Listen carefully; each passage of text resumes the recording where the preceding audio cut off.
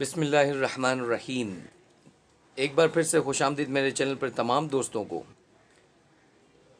Friends, सबसे पहले मैं बात करने वाला हूँ कि इन्वर्टर एयर कंडीशन के अंदर हो या नॉर्मल एयर कंडीशन के अंदर हो या किसी किस्म के लेटेस्ट मॉडल की बात अगर हम करें तो उनके अंदर देखें, अब आजकल ऐसा होता है कि सर्किट की वजह से, सर्किट के बिहेवियर की वजह से उसमें एरर शो होता है और एरर को मालूम करना बड़ा इंपॉर्टेंट होता है। ज़्यादातर लोगों को डिस्टर्बेंस इस बात से होता है कि एरर का एक्चुअल रीज़न क्या था।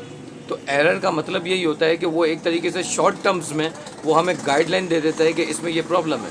अब किस एरर को किस तरीके से आप डायग्नोस कर सकते हैं, तो ये तो हर मॉडल के हिसाब से चेंज होता रहता है, तो हम उस पर अभी नहीं पढ़ते।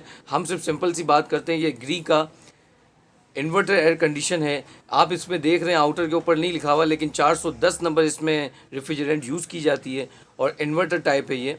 और इसके अंदर एरर जो शो हो रहा है FO करके, अब FO करके जो एरर शो हो रहा है, तो इसका मतलब ये है कि जो प्रॉब्लम आ रही है, जो कम्युनिकेशन प्रॉब्लम आ रही है, इसको हमको डायग्नोस करना था।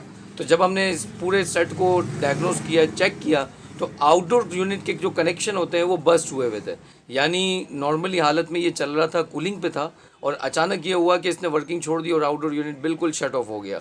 जब हमने इसको चेक किया तो जो जॉइंट आपको रेड कलर में नज़र आ रहा है वो जॉइंट भी सही था, लेकिन आउटर के कनेक्शन जो लगे हुए होते हैं मेन लाइन के पास, जो पॉइंट्स पर लगे हुए होते हैं, वो बस्ट थे।